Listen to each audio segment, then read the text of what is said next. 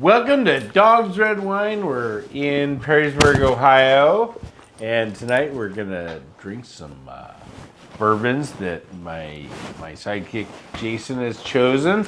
We're gonna talk a little bit about AI and the NVIDIA chips and how that news has come down. So please join us and enjoy the show.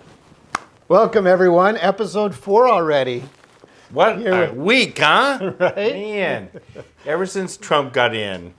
I mean, the big crash with the NVIDIA stock, huh? With, There's a lot of concern about AI, which is funny because no one really knows what AI is going to become.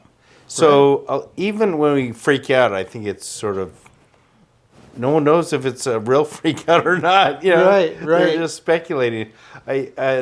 News came out today about a company in China, and what they're pretty much saying, from what the gist I got, is by using technology, not necessarily the hardware, but the software, they can get around a lot of the hardware problems. Right. And since NVIDIA is a hardware chip Right. for AI, it knocked them down. And the other thing my stockbroker was telling me is that the S&P is really controlled now by like a dozen companies. Those AI companies and the tech companies got so large.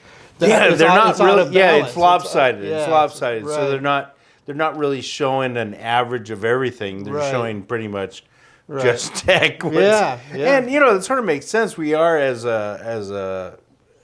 humans progress, we are becoming more tech lopsided as well. Sure. Well, you can see what the NASDAQ has done over the last 5 years compared to like the Dow, for instance, or whatever. I mean, a lot of these companies didn't even exist 25 years ago. Right. And NVIDIA, what's that around for? I have no idea the history of the company. Yeah, I'm not. I didn't hear about it until about a year ago. I don't own any NVIDIA stock currently, but I did a couple years ago and bought and sold. Okay, so it's been around a while. Yeah. So what inspired you to get it a couple of years ago? Well, I actually was helping create. This is probably in 2022. Artificial intelligence video editor. That's I remember you saying you were working on that from a developer side. From the developer side, right. So I was working with a developer that didn't have a lot of video background. His was machine learning is his background, and his degree is in machine learning, and he had worked for Amazon and stuff like that. So it was interesting. So he was trying to develop an artificial intelligence video editor that would take social media. Let's say you were a gardener, and you could go set your cell phone up and take a video of yourself doing some gardening, and then submit it, and it would take your video and it would look at gardening on Instagram and find like the top influencer, and then format your video like in that same format as the number one video. So that you started on that a couple years ago, right? It's operational. I'm not sort of work out. It hasn't made me any money. I gotcha. So I'm not sure. That's the important. Yeah, right. It's for sale. So contact Jason, and he'll good price. You'll sell for a good price. Exactly. It works ish. I mean, the problem is when we were first looking at that, we could have been first to market, but the company, the people that ran the company were resourcing their projects, and it was taking a lot longer. Rather than putting all the financial resources in and just trying to get it up and running, I think that was the mistake, because if they would have done that, they would have been first to market, and Adobe would have came in and nabbed them up and done. Put you out of business. Which you were praying for. Yeah, right. So now I think it's operational, but it's. Is there anything out there? Have you found anything that can do what you were looking to do? We were trying to do it a little bit more robust. There's a couple companies out there that do similar things, and So even like they GoPro themselves. They have the like, technology, but they haven't figured out a way that it can be useful. right, and Adobe has actually better technology than we had, but it's Well, they still got deep more pockets, hands-on. too. Yeah, exactly. But Yeah. it's still more hands-on and stuff. And then there's some that are doing similar things. Either way, we're not first to market anymore, and there's other people that are doing similar things. And nobody's really there yet where it's completely, fully AI automated. I suffer from a pretty good imagination, which you probably Yeah. know. And one of the things I think about with AI is I think there'll become a time in the future, Right. obviously, when, some people say 2 years, some people go, it's not going to be around for 20 years. I think it's impossible to predict what AI can do because it can change Right. something big in the night. Right. And, all bets are off. But I think one day you will have the content you want created. I agree. It's So you're like, I want an action adventure, and I want this actor and this actress to be in it, and I want to take, and so AI can take what you want and make a story. right, right. It's a book. I love Hemingway. Can you add a Hemingway, thing to it? I think that AI has so many changes. I don't know if, I guess it can change how we do everything, Right. really. Right. And then you add really fast computing. Oh yeah, now I mean it's that- like unbelievably fast, and you're familiar with like the cryptocurrency and like the energy and like how it has to solve algorithms, like for Bitcoin specifically. What's going to happen with that? What now happens it's so when a computer can do the same thing that, I don't know, a million computers Right. combined can do? Right. So if you had one quantum computer, how many Bitcoins can it mine? Right, exactly. So Can it put the Bitcoin out of business? Or well, I mean, not specifically Bitcoin, because Bitcoin is like a finite number. well, they that's say like- that, but how do you know that? True. I mean, Is there I mean that's the theory behind it. but- I know that, and that's one of the problems I have with like having confidence in it, because I'm like, well, how do you know there's a limit? If everybody's mining it, and more people are jumping on to mine it, are they just going to get to a point one day where they're like, oh, we're done? That's what, well, but then it still is like when we were on the gold standard, and there's supposed to be like a finite amount of it. Well, you can keep on mining gold. Right. Right. And I don't think there's an unlimited amount of gold out there, but probably most of the gold, 99.9, has not been found, I would assume. Or maybe it's down deeper. They have to follow. Right. Your Yeah. dad used to do that kind of stuff for homestake, right? Yeah, my dad was in the gold mining business, and I remember him saying years ago that there was more gold in the ocean, in tiny, tiny particles in the seawater than all the gold in existence. But it was so expensive, there was no way to, mine it. But gold was $350 an ounce when he said that. Yeah.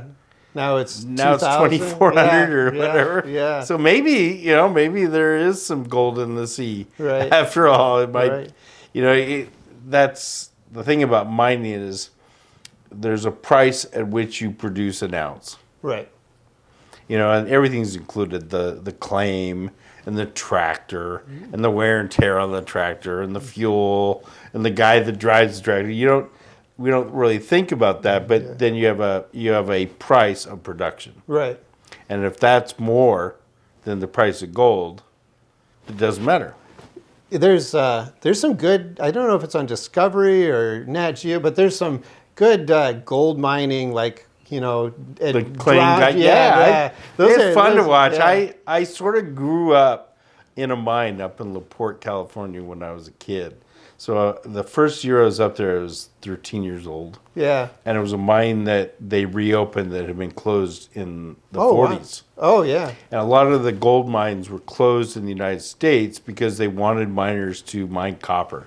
Oh, okay. For the war effort. Yeah. Yes, Bart. And so it was closed off, and they went back down, and they found the shaft. And I actually went down. If I can pull out a photo, there's one of me, my dad, and I in the skiff, and there were miles of tunnel underground. Wow. And old dynamite boxes and whiskey bottles, and it was pretty. And it was interesting because everything under the ground, unless you run a pump, is underwater.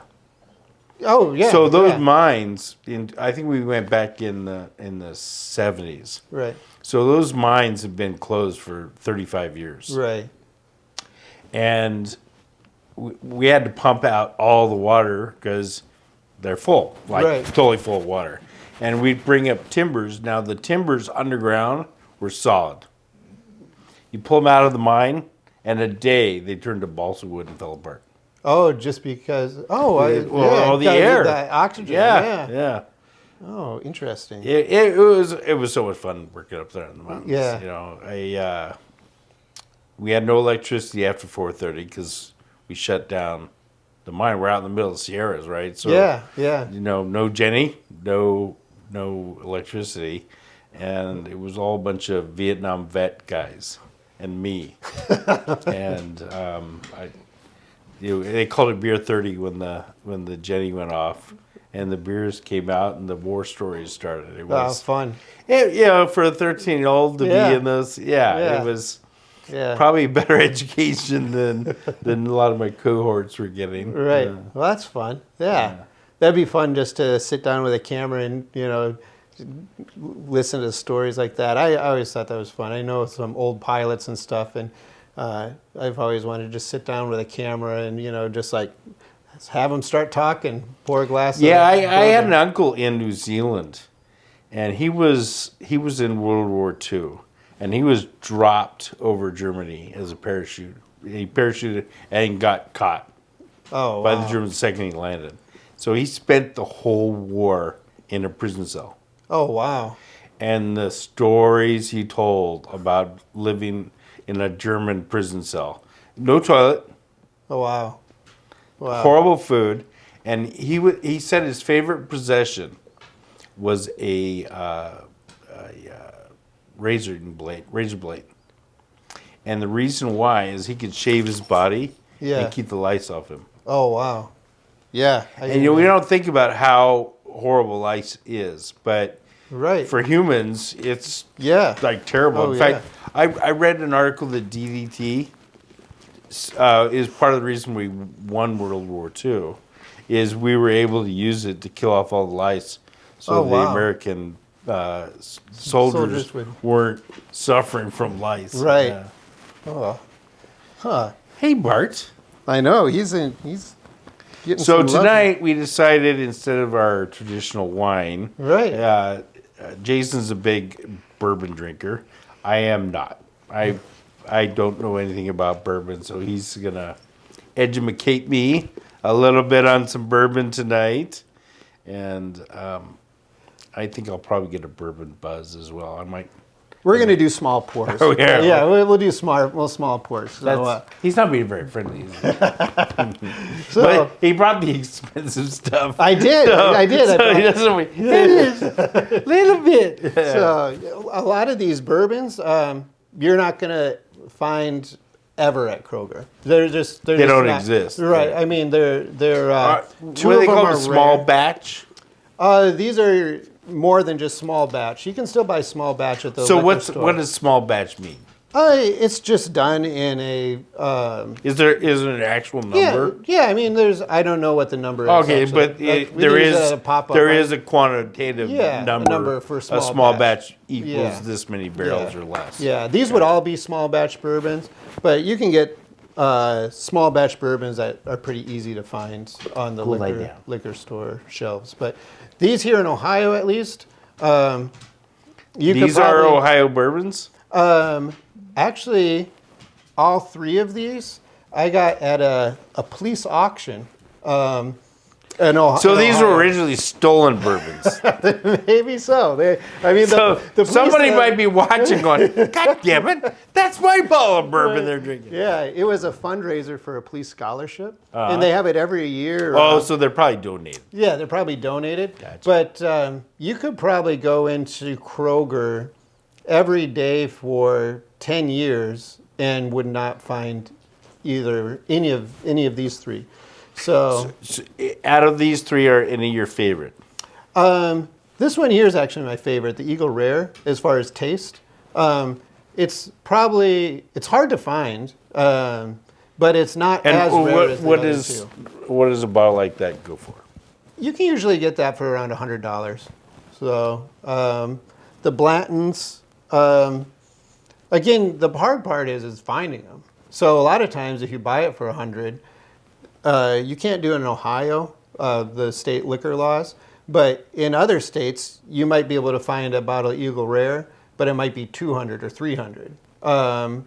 And Blanton's the same way. Blanton's is around $140 a bottle. You were saying in Ohio you can't what? You can't resell. It's illegal to, like, if you were in, which is one reason why it's hard to get, because I don't know what the manufacturer price is. In Ohio, okay, you have to sell it whatever the manufacturer says. So did you get these in Ohio at that auction? At the auction I did, at the police auction. So it was, it's a great fundraiser. It provides 10 scholarships for... I actually did, I bought tickets to a fundraiser last year. It was a bourbon tasting, bourbon cigar. Oh, At a restaurant in Toledo. Nancy's? No, one of the newer one. I'm sure if I could remember the name, I think it escaped me. And I went in. I bought my tickets the last minute, and I was thinking maybe I'll meet a gal, you know. Yeah. And they sat me down at the bar with a gay guy on each side. So well.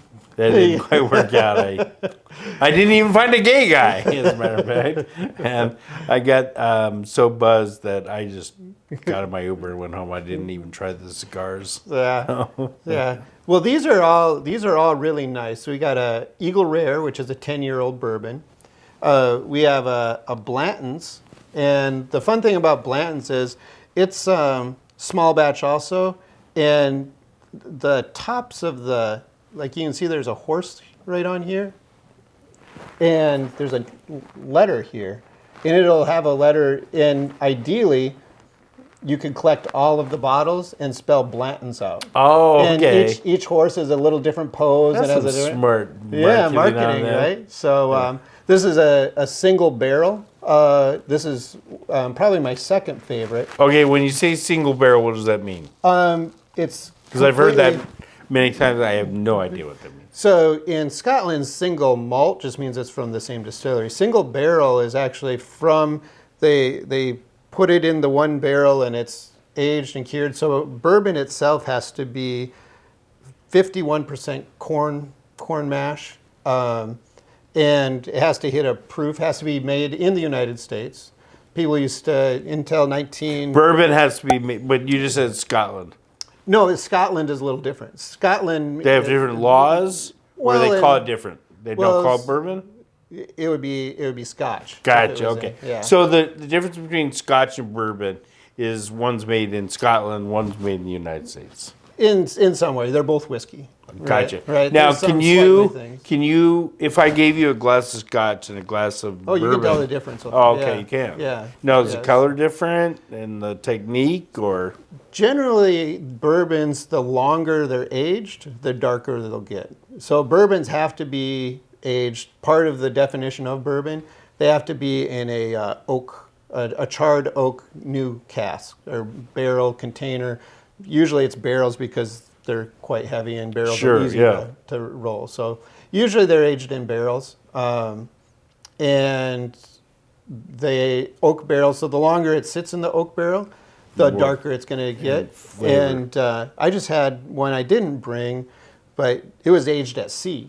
and it went to all these different climates because the warmer climate it leaches out, colder climate it pushes gotcha, in. yeah. And when you get that contrast, it takes on the oak. You get a lot of oak flavor with that. Gotcha. So when you had your first bourbon, I was like, hey, I want to learn about these. Yeah, so I was a big Scotch drinker. Really enjoyed Scotch, and my father-in-law at the time lived over in Scotland, and so he would bring back Scotch when he would come visit, and I got to the taste for a Macallan. Macallan is a distillery and has a really nice drinking Scotch that it's a nice smoky flavor that I really enjoyed. And then when I met my current girlfriend, she liked bourbons, and tasting a little bit of the bourbons and the different bourbons, it's a little bit sweeter, naturally sweeter, and you pick up on a little bit different flavor profiles, and a little bit easier and less expensive than a nice Scotch. So I think you can get a really nice bourbon. These are a little bit more expensive, but you can get a really nice bourbon for under $50. My dad he loved perfect Manhattans. Oh, sure. So sure. he'd come out, and as a little kid, I'd make my dad's Manhattans. Yeah. So I think it was 1 part bourbon, half a part sweet, Vermouth. half a part dry vermouth. Yeah, right? That's that would be a perfect Manhattan. Yeah, with a little That's what I did with it. Maybe Yeah. ice. I'm not sure. Yeah, but there's really good bourbon drinks and stuff out there. Especially you go down to Louisville or Charleston, South Carolina. I mean, it's kind of like some bourbon. Now, one of the things I've seen, I don't know if it's bourbon. I assume where they're adding smoke. You can, so you can do a smoked cocktail. Now, isn't that a little redundant if it's been sitting in an oak barrel that's been charred for? I think some of it's for the presentation, but it definitely takes on. I have a smoker at my house, and one that Does you it just make set it on better top. or different? It just It's depends. It depends another what flavor. I wouldn't smoke any of these because they. Well, have they're hard to such- roll too. But like a nice $35 to $50 bottle. If you're making a recipe and you're mixing it with different flavors, and then you want to smoke it to add another dimension. Yeah. I think it makes a beautiful. Well, these cocktail. really aren't a Manhattan type of Right, bourbon. I these mean, you would just- ruin it, wouldn't right, it? right. Put vermouth in there. Yeah, you which would is- Vermouth is not the most expensive, wonderful alcohol out there, is it? No, but it makes a really nice cocktail. So, Yeah. But these are. But there isn't like good vermouth and bad vermouth. There's just pretty much one some company, people, isn't there? there's some friends that make Manhattans, and he will only buy a certain vermouth. I'm not. Okay. I would know it by the label because it's like this maroonish, reddish label. I would know which one if we're going to his house. Right. But for the most part, especially like if you're making a standard cocktail, I can't really. Well, if it's a cocktail, why use really great stuff? Because you got all these other flavors in there. Right. Probably, I mean, I like tequila, Yeah. but if I'm having it as a mixed drink, I really don't care which one. Yeah. It is. Right. As long as it doesn't give you too bad of a headache. Yeah. Well, you don't want rot gut. I suppose there's bourbon rot gut, isn't there? There's probably some really cheap bourbon out there. Yeah, I'm sure. Yeah, because bourbon itself doesn't have an age requirement, so It could be an hour old. It could be an hour old. It could be still called bourbon. Bob's Bourbon. Right. So, but yeah, so these are all meant to be enjoyed individually, and we've got some water. We got a little glass, and I'll just start off with this is probably my favorite drinker. It's the Eagle Rare. It's a 10-year, and I'll just give us a little. So, will you try to find another bottle of that one, or are there other bourbons on your list that you're like, I'd like to get a hold of it, or is it because it comes by you? Yeah, because this is one of my favorites. I have a couple bottles in Stash or whatever. Gotcha. So There's in the gun vault. Keep the girls away from it. right. So yeah. Yeah, there's nothing worse when the kids steal your really good drink, right? So I'm gonna swish a little bit here first, but. So first of all, for tasting, what we want to do is we want to, if you're going to smell, you want to keep your mouth open a little bit. Some people even say you could smile, and because otherwise you're just so people are not actually like, oh gosh, yeah. So I get to drink. So they're actually doing the proper tasting. Right. So otherwise you're just going to get a nose of alcohol. Yeah. So. Well, that's pretty much what it smells like to me. But you can pick up, just like wine, you can pick up some. Well, you're way spice. better at those smells than I am. Okay, so I did pick up on leather. Leather and blackberries last week in that wine. Yeah. The Côte d'Aron and was on there. Are you getting anything on this one for yourself? With the mouth can't open, really. Well. You definitely get more of a whiff Right. if your mouth is open. No, not really. You know what it reminds me of? My mom drank scotch. Okay, well, yeah, it's gonna. And when I talked to her, after a little bit of scotch, she smelled like scotch. So this reminds me of my mom. Okay, well, cheers. Cheers to Mom. Cheers to Mom. So here we go.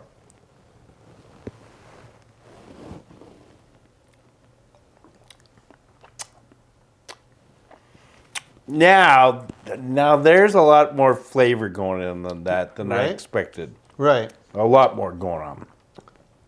And it's not like you want to chase it down.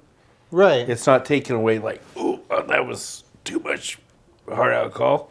Yeah. Instead, it's... Yeah, now I can get some more distinct flavors. Right. Where I wouldn't say that about smelling it, but tasting it. Yeah. So the Eagle Rare, you're going to get the oak. It's been in an oak barrel for 10 years. So which state is this from? This one is from Kentucky. In fact, all three of these are from Kentucky. And Kentucky's pretty known for their bourbons, aren't they? Yeah. Bourbon doesn't have to be from Kentucky. Some people think if it's bourbon, it has to be from Kentucky. I believe it was in 1969 they changed that law and you'll find Indiana bourbon, you'll find Texas bourbon, Nevada bourbon, but anything Kentucky made that law originally? But I think in 1969 is also when it became the official, the drink of the United States, like the official bird, the official drink. So, but it can be anywhere in the U.S. Kentucky is really nice because it has all four seasons, and it really helps mellow that flavor profile. I might drink a little more bourbon. It does make you, because I usually get, if I get some bourbon, is that the Bullet or Boulet. Boulet, yeah. And nowhere near as good as this. I mean, I can tell the difference between $34 and $100 bourbon. Right. And I don't drink much bourbon at all. Right. So this is a $100 bourbon, and you should be able to find it places for $100. And also going out to a restaurant is a pretty good way because you can try a little bit of something you don't want to buy. Right. The problem with at a restaurant is at a restaurant, an ounce and a half pour of this is probably about $40. So it's going to be up there with probably around the same price as a Macallan 18 or something like that, which is like so it's. Well, I gotta say,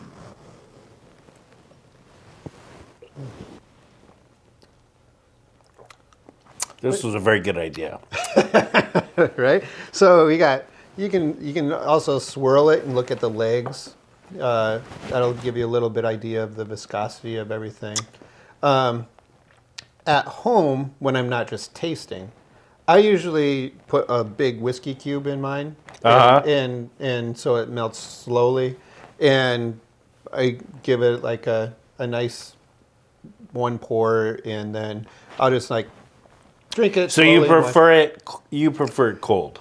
I prefer it with just that one big ice cube. I don't like just like from the ice maker ice cubes because it melts too much. Right. But I do like that one whiskey cube in there. How about freezing it? Yeah, you ever put it in the freezer and Not intentionally. because that won't dilute it, will it? Yeah, no, but not intentionally. Sometimes I've You're been hiding it I've from been the I've been having it right having a nice relaxing evening drinking and then we have daughters, so daughter calls in is in the ditch someplace and gotta put it back in the freezer and That's a real resume story, later. actually. Yeah. True stories, right? Oh, I see. You put it in the freezer, the whole thing. The whole thing in the So- freezer to go do my fatherly duties and come back to it at a different time. So Yeah, it's always fun to talk So- to the cops, isn't it? Eight. Well, you how many daughters do you have? 4. 42? So, Yeah, 4 daughters. Wow, man. That's a show right on its own. Yeah, no fun. They would never agree to all sit down. Let's talk to the daughters. That would be a funny show. So I'm just going to rinse my palate here, and then I'll show you a couple other ones. So Well, it's interesting so far. yeah, I'm starting to get a buzz. It's super light, and it's a different buzz than other alcohols. yeah. I find it very relaxing. My favorite thing to do at night is after dinner when I'm just that time between dinner and bedtime when maybe I'm watching TV or whatever I'm doing. Mellow out. Yeah.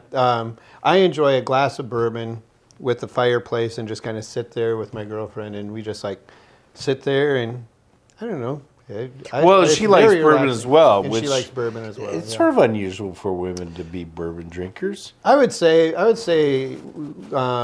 haven't met a lot. Let's put it that way. Right. So They it's tend to- nice. It's nice when you meet somebody that has the same common yeah. interests and stuff like that. Now, have you ever gone on some of these tours or? So yeah. So one place you might be able to find this is Buffalo Trace Distillery in Kentucky. So I've done the Bourbon Trail before, and you could go to the distilleries. In certain places like Buffalo Trace, certain days they will release stuff to their own showroom. Oh, okay. And there'll be people. I usually don't stand in line for it because you can actually buy it online. It's expensive. It's like it might be marked up 70% more. You know what I mean? But you can buy it online. But I feel like my time of like standing in line for 6 hours. Yeah, might be, I'm that way with Costco gas. Yeah, right. People right. want to save 10 cents. Yeah. And you're sitting in line for 40 minutes to save. I'm like, you have to go on time. Yeah. Or you're paid so little. Yeah. That you don't realize that you to save $4.50. Right. Blew an hour. Yeah, I remember distinctly the time. It was in my 20s, and I remember the time where my time became more valuable than the pay or whatever. Because when you're in your early 20s, especially in teens, I mean, you'll do a lot of stuff. You just have to get You'll the do- money, yeah. Yeah, and you'll do a lot of stuff for that. You'll waste a lot of your time to get. Well, I saw a lot of things on eBay. Yeah. In fact, I went through this whole house. Yeah. Because I inherited most of the things in this house from my parents and grandparents. And I was like, I'm going to put everything I own on eBay. And we'll put the link right here. So There you go. There's quite a bit of stuff on there Yeah. for sale. And there's a lot of stuff I didn't put up. And what I did was, I was like, okay, how much will I make after I sell it? So if a book was worth, a lot of books are worth $4. Sure. Well, by the time you put in an envelope, and even with the discount the post office gives you for media mail, you're paying to sell the book. Right. Well, that doesn't make sense. I'll just leave the book up there. Right. But those books over there go for over $20. So I'm like, okay, I'm going to make $11 for 7 minutes worth of work. Right. Well, then I can do that by 60 and I go, that's good pay. Yeah. You know? Yeah. But paying someone to buy my book, I'm not going to, I don't buy Right. it. Right. So this has got fun one. I have to put my glasses on to actually see what letter we have here. I think it's the B, the first B. Yeah. So right there you get the B for Blantons. I actually do have the full collection of all the letters, but it's kind of fun. Get a little horse and we'll. Well, I think we should buy you a Rolls Royce and put this on. Yeah. Right. So now this is a nice Kentucky whiskey. It's this one is it's a whiskey, but not a bourbon. It is a bourbon. It's a Okay. bourbon. Yeah. Yeah. So why are you using a different word there? Gotta help me out here because I'm told they're all whiskeys. So a scotch is a whiskey, a bourbon is a whiskey, Yeah. and then so the distinction is the bourbon. The bourbon. A bourbon has to be 51% corn, right? So this particular one is actually even numbered. Barrel number 628, 93 proof, and this one is from 2023. Actually, That's pretty new. well, it was aged. It was bottled. Yeah, it was bottled. Then, in so it could be 2023. older. Yep. Right. So how old is that? So Does it say? this Blanza usually it's about 8 years old. Usually around And 8. once it's put in the bottle, it pretty much stops. Right. It's not like wine. Right. It doesn't continue to age or and changes anything, flavors and acidity So and so like that. a lot of like Maker's Mark is a popular one that's in that $35 bottle range. One of my favorite daily drinkers actually is Maker's Mark, and they will taste test it with a human. Will come How and taste convenient! it, and when they feel like it's at the right peak, then they'll bottle it. You see that ad for we're hiring? We're hiring bourbon tasters. I would like to apply for the job. So Actually, you want someone who's really sober. right. Because once you get drunk, right, your ability to taste goes way downhill. and I've been to the big wine tastings where they have over like 100 vendors and stuff. Yeah. And every station will have like a spit station because you're not going to drink 100 swallow 100 Right. shots of wine. And I mean, so if you actually really were wanting to actually taste these different things, Sure. they'll give you a. They used to have a really large one in Las Vegas at UNLV. Oh yeah. And like the big names would always be there. Right. And I'd go around, I'm sort of a smart ass. And I'd go, well, how about the Farniente? Oh, we're not pouring that today. Knowing it was a one-day event, Yeah. I'd go, well, are you pouring it tomorrow? And the guy would go, So the one thing I liked about the James Suckling events, there'll be some of his 100-point wines, and he doesn't do a lot of them. Some years there aren't any 100-point wines, but there'll be like 99 and 100-point wines, and they will pour a case of those. When they're out, they're out. So you see the longest line. Well, It's just again, it's get like it- it's get like, some of that yeah, right away, yeah. yeah. But kind of like the Costco gas thing. It's like maybe I can find a 97 one and be first in line. But let's try the Blanton. So again, you're going to smell it different if you smell it with your mouth open. I'm picking up vanilla. Yeah. So this one. Okay, is gonna have so some I am vanilla. right Yeah, on that one? Some vanilla, maybe some spice, right?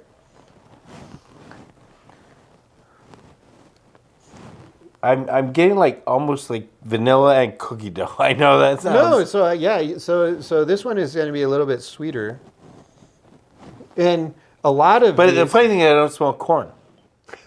No, you won't smell corn. He says 51% corn. Should we smell like corn flakes or something?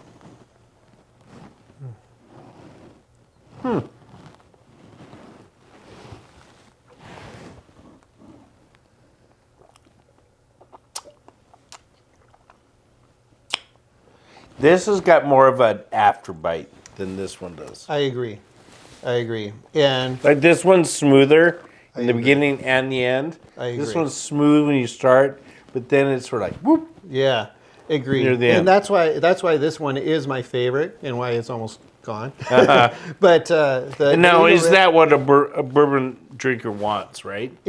for me, this is what I want. So you'll see. Is there a bourbon that all bourbon likers like? Oh, if I had a bottle of that, you know. So we're gonna get to one that most people have never had, a Pappy Van Winkle, right? I've heard of it. Right. I don't know Very why. famous. Yeah. I don't know yeah. why. Yeah. So the Pappy Van Winkle is interesting. It's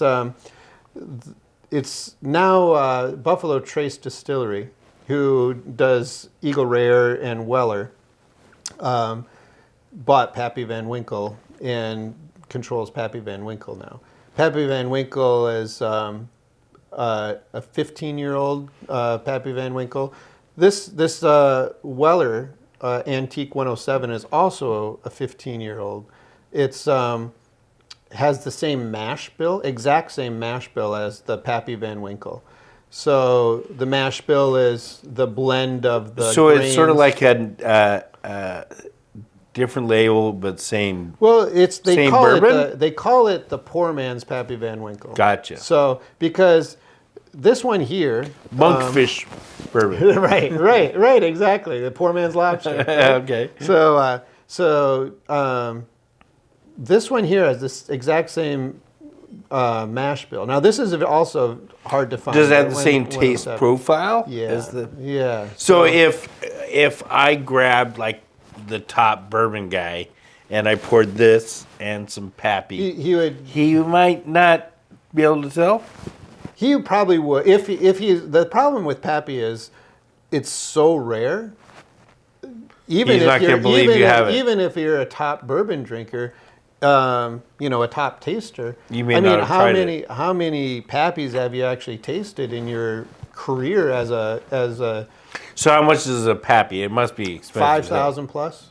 Yeah. For a bottle that size. Right. So, But probably a good investment though. if you can find it. Are and- bourbons like wine? Yeah. I mean, so- some wines Right. definitely go up in value. Right. I bought a Opus One for my dad in '86, and for like $85. Yeah. It was like that year, Right. and my dad and I drank it, years later, and it was like $1,000 for that bottle. Yeah. It did taste like $1,000. I'll tell you right Yeah. now. In fact, we opened it, and we also had a Hess, Oh yeah. and the Hess was better. Yeah. Well, The Hess Hess is was $12. I was gonna say I enjoy a Hess on. Yeah, I on love it. Yeah, it's good wine. They're they have a state, they give Yeah. it some fancy, rare name, right? It's a Sonoma County, right? It is, yeah. Yeah. Napa or Sonoma? Hess. I pretty much find that those wines in that region, I spent a lot of time up in Sonoma and Napa, and there's really very little difference in the terrain and the. I agree. And I think they're pretty much part of each other. I mean, Right. They're county line. Right. They're right next to each other. What I noticed when I was up there, and I didn't live up there, but I was a tourist up there, right?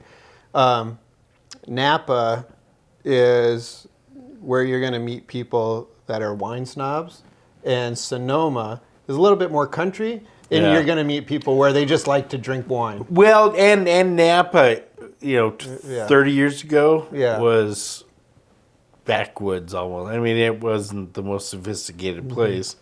And, you know, of course, the wine, I think, has added the snobbery. Yeah. You know. Yeah. Well, I'm not sure if it's Uncorked or Corked. I think it's just called Corked. It's a comedy about wine and wine snobbery and stuff like that, about California wines going up against the French wines initially, like 30 years ago or whatever. But it's a fun one. So I'll check that out. But this one is actually more rare than this. A little bit more collectible just because of the people try and collect the horses. Right? Yeah, you can make it into a chess set. Right. So there's fun. Like I said, I have the collection of them, and they're kind of fun. Maybe do a little more on the bottle though. For the label, I think it's part of the tradition. No, I mean right? the glass. The Baccarat. Yeah. Which is a French glass company. Yeah. They make a few alcohol bottles. Now Louis the 14th, you know, that's a Baccarat bottle. I used to pick those up at garage sales. Oh, for like $10, and sell them on eBay for a couple hundred. Yeah, no, if you see some of those, I love like bottle shapes and stuff like that. I just have on the bar and stuff like that. Use it as a decanter and stuff like that. But you're right on this one. It has more of a spice profile. You're going to pick up more of the spice when you. The smell, you had that cookie dough smell, but you certainly don't taste cookie dough. No, not at all. It tastes more alcoholish. You know, I mean, it has it's more of a bite to it. Right. Is it the same proof? Are these both similar? This is a little bit more. This is I was going to say it. Yeah. Okay. And this is 90, so it's not much more, not notably enough for me. More. Right. So I wonder why it has more of a bite then. If it's about the same amount of alcohol, what would this give one it? is aged 10 years, which mellows it out. Mellows it out, and you know, maybe some of the profile, the mixing it with some different grains and stuff like that. I'm not exactly sure all the grains. I probably should. I drink enough of the Eagle Rare that I should know what grains are all in it, but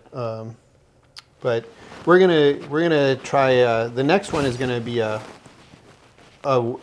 wheated bourbon, which is gonna take a little bit of it off. So this is the same mash bill as Pappy Van Winkle. So it's also 107 proof, which is actually the same proof as Pappy Van Winkle. Okay. So we're gonna. So proof 107, you divide it by 2, and that's your percentage, right? Alcohol, right? So that's over like 50% alcohol. Yeah. half. Okay. Yeah. Yeah, I tried. Well, most people have had 151, so that's 75%, right? Wow. Yeah. In Nevada, they have Everclear. Mm-hmm. That's the most horrible shit ever invented by man. Yeah. One shot, you're drunk. And not only you're drunk, you're hungover. Right, and have a headache. It is so awful. When I was in college, I went to college in North Dakota. Grew up in South Dakota, went to college in North Dakota. And it was legal to have Everclear in those states. And basically rubbing alcohol. I don't know what else it would. I mean, it's. I guess it's consumable, but we would drink it as kids because you can mix it with anything and you just get drunk. I mean, you mix it. You mix it with orange juice, and you didn't need a lot of it. Well, you need a lot of orange juice to cover the flavor. Right. Yeah. But yeah, I had a friend was making like a watermelon Everclear. Yeah. Oh, with the bottle in the... Yeah, and he kept having to add flavoring because it was so overwhelming. Right. And these guys got on the boat and they were so ripped. Yeah. Yeah, it was...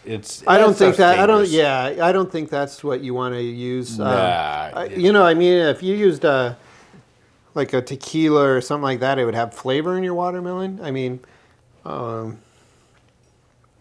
Everclear, you're just gonna like start the boat on fire. Yeah. Yeah. So. Yeah, the perfect Molotov cocktail, Yeah. I'm sure. Yeah. So here we are with the Weller Antique 107. Also, not my favorite. Like I said, the Eagle Rare is one of my favorite. I have some other favorites too that we can, if we do bourbon instead of wine sometime. But the Weller 107 is. Maybe we'll is do something- tequila sometime. Do you like tequila? I do like tequila. I do especially, too. Like the Añejo, is the Añejo? Yeah, my favorite's Herradura, but Right. I actually also like Jose Cuervo. And bartenders, especially in Vegas, I don't know why, but they give you a hard time when you order a Jose Cuervo, right? And I would always go, well, which one do you like? And they go, I don't drink tequila. And they're like, why are you commenting then? Do you, when someone orders a Jack and Coke, Yeah. I mean, Jack Daniels is pretty cheap rotten gut, right, isn't it? right. Yeah, I mean, it's Do like, bartenders go, oh, drinking some Jack Daniels, are you? No, they don't. It didn't make sense to me. right. You know, if I like it, I like it. Yeah.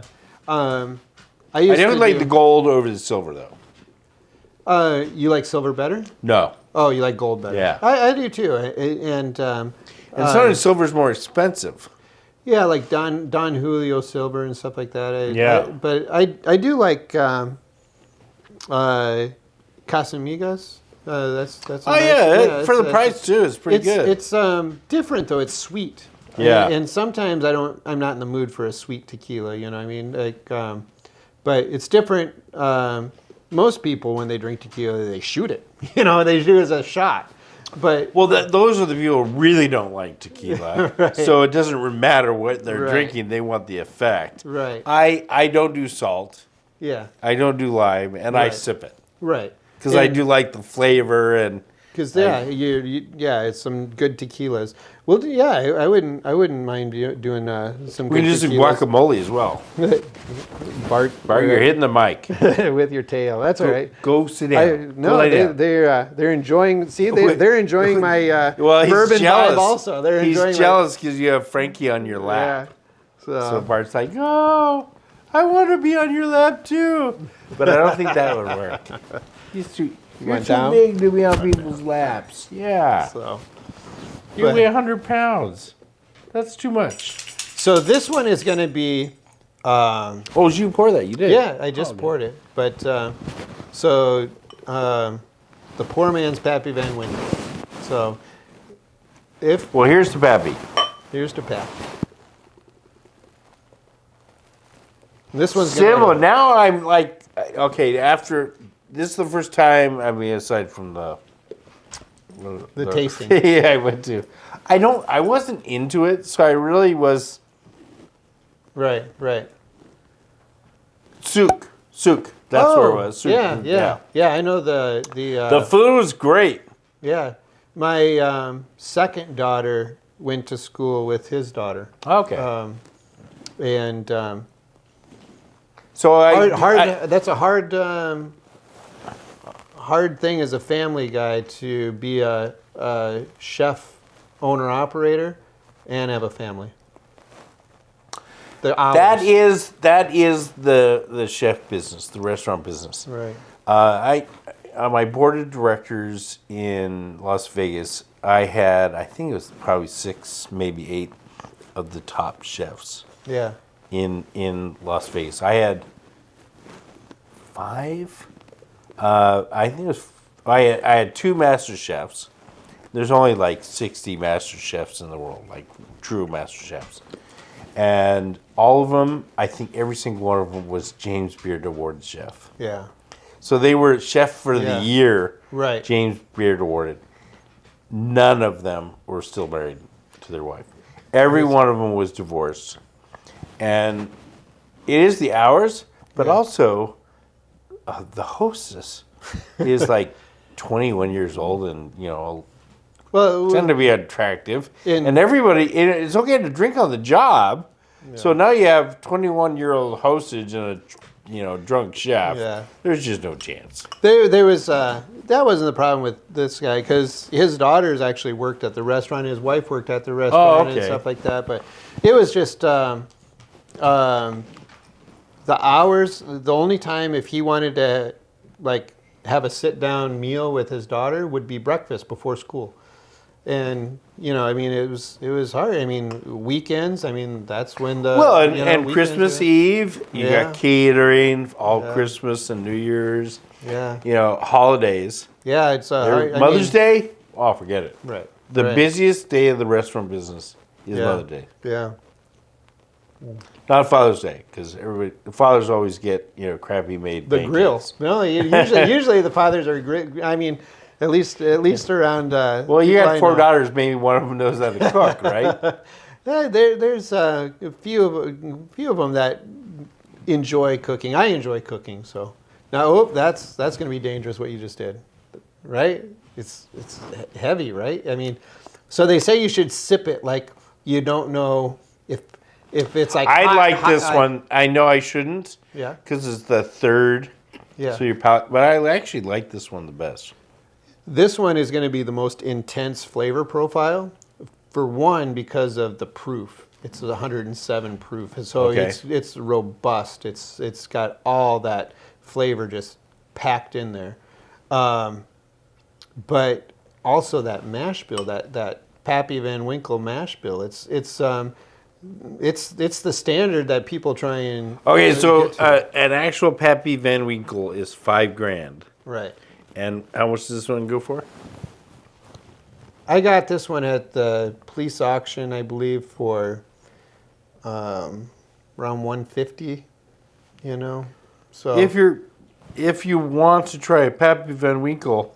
It's hard to find. You might have to order that online, and I'm not sure what price it is online. It's going to be under $200 though online. It's hard to find in the store, and you're going to pay more, but you'll be able to find it online. Sipwhiskey.com is where I've gotten some, and if you're buying it as a gift. Not yet anyway. We're not sponsored by Sip Whiskey, but a cool thing about Sip Whiskey is I've gotten Blantons, which you can't even get in the store, and they will custom engrave the bottle for you. Oh, cool. And so if you're gifting it, because it's going to be a couple $100 gift. I think $240 is how much So I'm not sure what you're going to pay. Like I said, you can't find it, right? Yeah. So you might pay... Whatever the market bears. Right? So whatever you pay online, it's going to be a nice gift. Well, after people watch this, the price of bourbon's going to shoot up because of popularity. Right? Dog's Red Wine recommends these bourbons. All right. So secondary market. Yeah, even the novice bourbon drinkers at Dog's Red Wine recommends all 3 of these. It's nice. Fun to drink. It definitely is a different buzz than wine. Right. In that flavor profile. So now this is my second drink of the Weller Antique 107. Did you have your second drink of the Antique 107 yet? No. So it tastes different on the second time.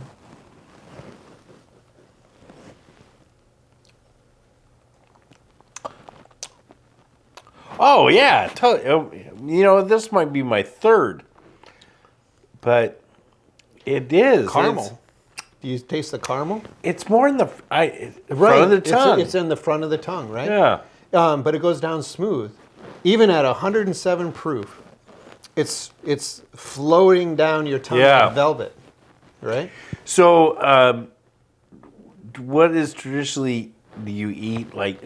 probably not cheese, but that's more of a... what do you like? If you went to a tasting, would they have... is there something really good to pair with? So when you go to a tasting, a lot of times they'll just have non-salted crackers and water. You know what I mean? Because you don't want anything interfering with the flavors. Right. Well, some neutral. Right. So if you're going to a bourbon tasting, you're probably drinking some nice bourbons, and the bourbon itself is kind of the experience. So sure. I'm a meat eater. I'm a carnivore. Yeah.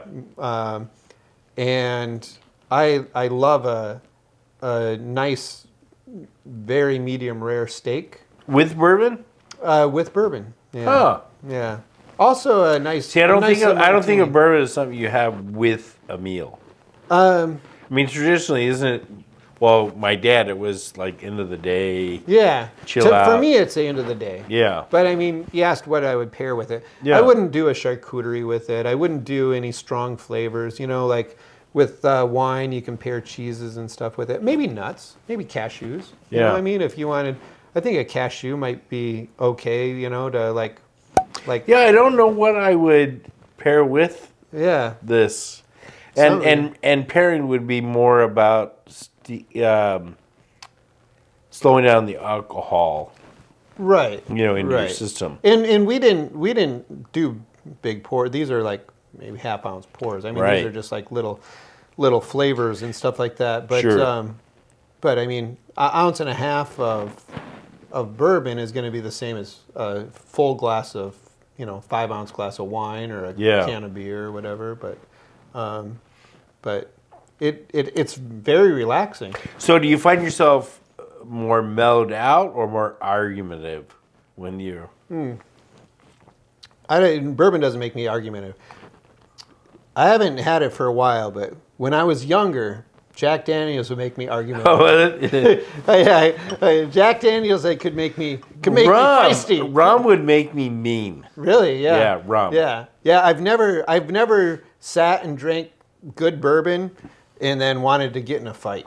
To me, I think it's very peaceful. It's very peaceful, right? It's very peaceful. It's just like I just have some bourbon and go to church. Yeah, well, in the morning, the next morning. Don't the Catholics go at night? Well, I see down the street there. I think they have night evening, mass. Yeah, they have a Saturday evening mass. I bet you a few of those guys got some bourbon in them. Well, I think the maybe priest the priest does. Yeah. I mean, if they're a good priest, they do. Yeah. So it makes Saturday night a little more festive if you get some bourbon. Right. Probably your sermon goes off better too. Right. So that's what we rely on for our sermon. Yeah. Putting the fear of God into you with some bourbon. Well, this was a good choice. This was fun, right? Yeah. So, I recommend finding someone who's got a few bourbons to bring over. Yeah. And do a taste. Yeah. Or there's actually okay, you heard of OnlyFans? There's an app called Only Drams. Only what? Drams. Okay. DRAMS. Only Drams, and it's an app, and you can just go through the liquor, and you can scan the barcode. Okay. And it gives you information on the alcohol and stuff like that. But if you just go and try, I mean, they're at a restaurant again is fine.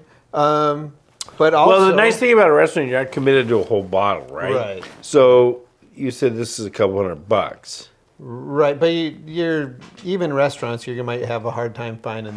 But if they do have some, there are some in Perrysburg I know that have some top shelf bourbons. I don't know if they'll have these actually. Maybe not. Yeah. But if you want to try some, and don't want to get committed to a bottle, right. or you want to learn, right. Right. But you can learn from a $35 bottle of wine. There's certainly 50. Sure. My very favorite $50 bottle of wine is a wine called Basil Hayden, and it's made by the Jim Beam Distillery. And a wine name? No, bourbon. Oh, okay. Did I say wine? Yeah, you did. Oh, okay. Well, I guess I've had too much bourbon. But my very favorite $50 bottle bourbon is just a Basil Hayden, and if a bottle of bourbon is going to last you a lot longer than a bottle of wine. It'll last me longer. Right. It better. Right. So I mean, if you think about spending $50 on a bottle of bourbon, or even $35, I mean, that's how many drinks you get out of it? 20. Yeah, exactly. Yeah. You get a lot. So I mean, it's not, but yeah. Well, also, if you enjoy something, Right. then you don't enjoy the crap. Right, exactly. So for me, I don't buy a lot of, well, because I like to experiment and stuff, I tend to buy more high-end bourbons and stuff because I know what I like, which is this. And so if I'm looking at other stuff I like, it's going to be something that, oh, can I replace my favorite with it? Yeah, You know? right. So Well, I'm that way with coffee. I have one brand of coffee I really love, but it's gotten so expensive. what is it? It's Lavazza. Oh, yeah. It's yeah. an Italian coffee. I like their espresso grind and roast. So at Kroger's now, generally, it's $12. For a pound? It's not even a pound. I think it's like 14 ounces. 12 or 14 ounces. It's not an actual pound. And I'll go online about every 2 months, and I do a search, and I just got it from Target. Yeah. I never go to Target. Never. I don't like Target much. It gives me the heebie-jeebies just walk in there. But it was $6 a bag. Oh, wow. So I got 10 bags and have them delivered, and they had free delivery over $50. So Yeah. That's worthwhile. I'll shop at Target if they have coffee, but it's like anything. If you really like a certain level of quality, Right. I'd rather drink that Yeah. and enjoy it, because another cup of coffee is like not Right. that. Sometimes is the problem if you try something really good. Right. I might have ruined you. Well, it's like a really good steak or Yeah. really Yeah. good crab or anything. Yeah. That, like king crab, I'll put up there as some of the best Yeah. crab. Yeah. Well, if you eat some king crab and then you go try snow crab, you're like, It's a lot of work. That's a lot of work for good this. as king crab, Yeah. So the good can ruin you, Right. Yeah. Yeah. So, especially if you get poor and you can afford nice bourbons. if you're in Chicago, Chicago has some Lavazza coffee shops. Really? Yeah. Yeah. I didn't know that. Oh, I've I been might to- just open one here in Marysburg now. No, I've had at least two Lavazza coffee at two different locations. One's downtown in the square there by the river, and the other one was someplace else in Chicago. But Chicago actually has Lavazza coffee shops, and they are good. They are good. It's darn good coffee. Now, Yeah. they also have a whole bunch of different types. Right. And I was like, oh, this is really cheap, Lavazza. I bought it, like a case. It was the smaller ones. Terrible coffee. So the same company makes different levels of good and okay Right. coffee. Right. Right. Now, the Lavazza that I like tends to be the one they have at Kroger's. And they have 4 or 5 different ones, and Yeah. I like a dark roast. Yeah. I just like that flavor. Right. But I also put sweetener in it and cream. And Right. my first cup of coffee, we talked a little bit about cancer and health and stuff like that. My first cup of coffee, I put all sorts of things in it. Because it's my way. It's sort of like I'm not going to do just any of the other things I put in it by themselves. Right. Right. But you throw in a really strong cup of coffee and throw some cream in there and some sweetener, it's like, I don't care about the other things. I don't even taste it. They're just good for me. Good for me. Yeah. I don't know exactly how good for you this is. But Bourbon is? it's probably, Well, I've heard that one of the things that is the worst for us humans is stress. I agree. No, I agree. It creates cortisol, I think, is the main thing. Yeah. And cortisol makes you inflammatory, brings on cancer. And I guarantee you, and I know for a fact that my cancer was brought on by stress. Going through, at the time, I was going through a divorce, bankruptcy, lost my job. I mean, all that stuff, that stress. I had cancer in 2002, and it was dormant, like not even detectable. Like I had a surgery for cancer in 2002, and my cancer remained undetectable until the year that my divorce started in 2015, we'll say.